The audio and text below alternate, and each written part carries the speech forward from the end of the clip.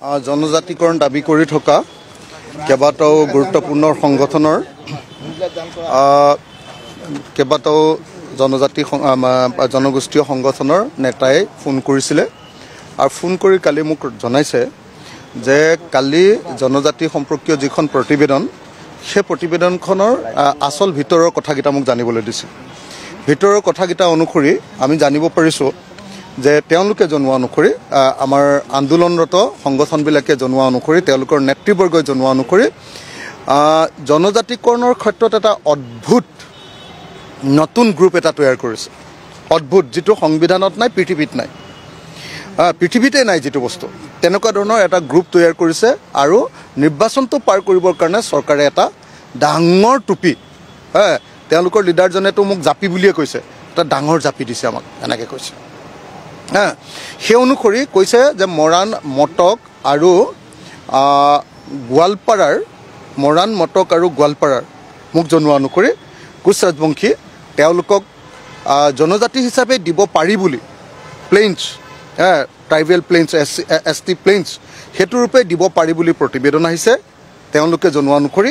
আৰু তেওঁলোকে জনোৱা অনুসৰি তেওঁলোকে কৈছে যে বাকী জাতিবিলাকক, আহোমসকল, চুতীয়াসকল, তাৰপিছত কোচ ৰাজবংশী যিখিনি আপোনাৰ গোৱালপাৰাৰ নহয় বাকীখিনি, চাহ জনগোষ্ঠী, আদিবাসীসকল, চুতীয়াসকল, তাৰপিছত আদিবাসী চাহ জনগোষ্ঠী, তাৰপাছত থাকিলে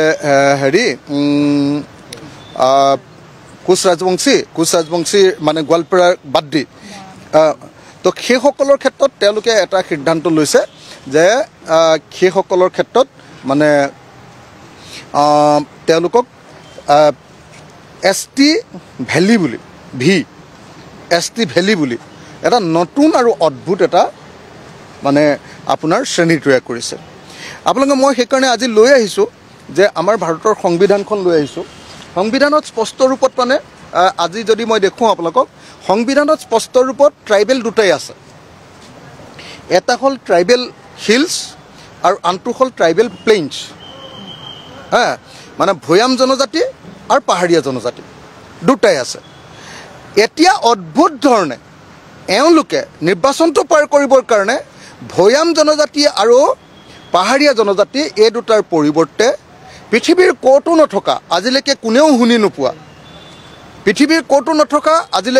শুনি নোপোৱা আৰু ভাৰতৰ সংবিধানত কোনোদিন অন্তৰ্ভুক্ত নোহোৱা তেওঁলোকে ট্ৰাইবেল ভেলী বুলি এটা নতুন বস্তু তৈয়াৰ কৰিব খুজিছে।